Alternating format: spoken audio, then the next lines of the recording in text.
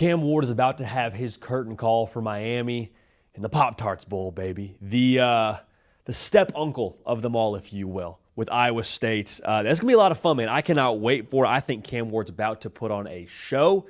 How much of a show? We'll talk about it right now, but first things first, make sure you are subscribed right here to the On3 YouTube channel. It's college football, nothing but college football year round. This show is brought to you by our friends over at Prize Picks, all right? Use code HARDCOUNT, $5 in lineups, gets you $50 in promo funds. Stay dialed into that board all bowl season, all college football playoff long for a bunch of squares about to be populating that thing. One of them I expect to be the Cam Ward passing yardage total. So code HARDCOUNT, $5 in lineups, $50 in promo funds. Appreciate y'all using that code and being dialed in. So here's where I want to start. I think Cam Ward playing in this bowl game means he still has something he wants to still wants to put an exclamation mark on with his time at Miami. Would you have liked to make the college football playoff? Of course. I promise you that was one of his goals preseason. Win the ACC? Of course, one of his goals preseason. However, neither of those things happened, and you're staring down the barrel here of one last game in a Hurricane uniform. And there is a clip going around the social media sphere with him and Shedeur Sanders chopping it up. And, talking about, okay, how was your season, this, that, and the other. But one footnote from that conversation that I thought was interesting was Cam Ward alluded to the idea of Miami throwing it all around the yard in his last game. Now, is he being, truthful in saying that? Is it just kind of some banter on a FaceTime call? I don't know. But I do think that he wants to light it up one last time in a Hurricane uniform. So the number that I think is intriguing to look at here, again, as of right now, I do not see a square populated just yet over at prizepicks.com. But the number that I would put to Cam Ward for his passing yard total against Iowa State is 320.5 yards. So 320.5.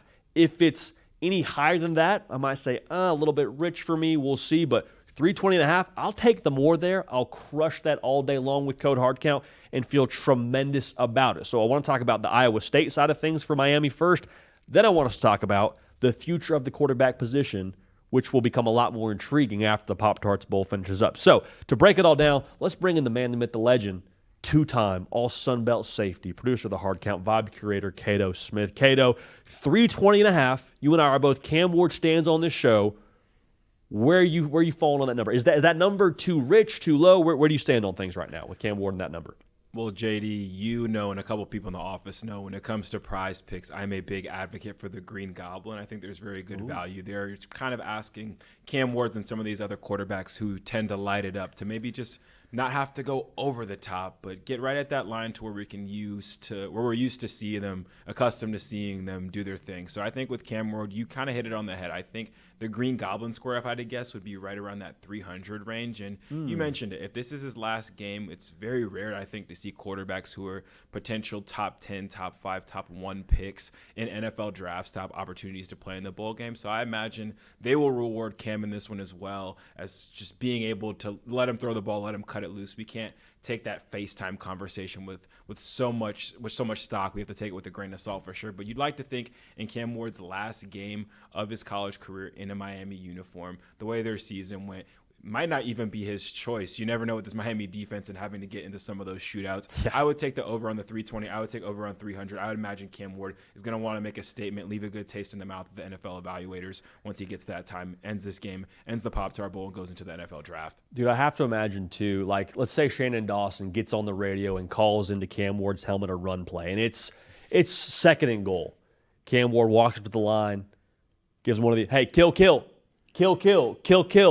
verts, spacing, slants, whatever, just to throw the football a little bit more. I wonder if maybe he'll be a little bit more loose with the pictures he sees in terms of checking into some pass plays for himself. Wouldn't surprise me in the slightest.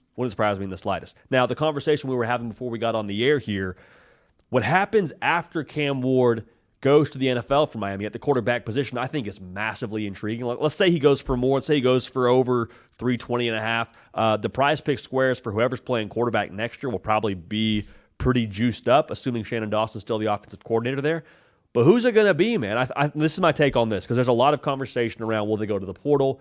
Do they stick with Emory Williams because he showed some promise early on in his career? Miami taking a big swing to try to land John Mateer before he committed to Oklahoma, per all reports, I think is intriguing in the sense that it tells us, hey, Miami, if they can go grab a big fish out of the transfer portal pond, they'll do it. But if there's not a John Mateer caliber guy walking around, if one of these high-profile quarterbacks decides to forego the NFL draft, and maybe it's insert whatever name you want to there if we're just being hypothetical, unless one of those big dogs jumps into the portal pond, I think they roll with Emory Williams. I really do. Kato, what's your thoughts on this?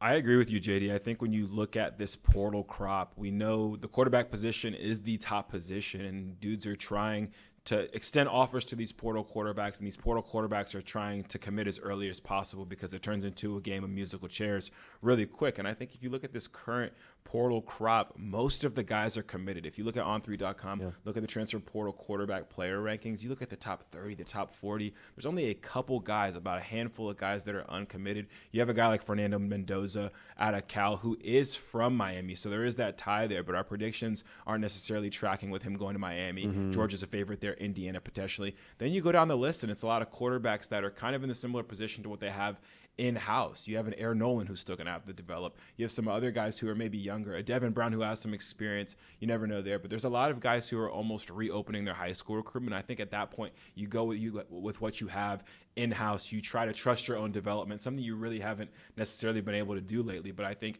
having the one Cam Ward splash year and trying to keep replicating that with a splash in the transfer portal, it's not going to be sustainable for every school. Some schools are going to be able to do that, and you're going to have to prove your development eventually. So hopefully they can continue to be a good team in the portal when it comes to allocating talent around this quarterback, and hopefully be able to bring up a young quarterback and develop him and roll with him next year.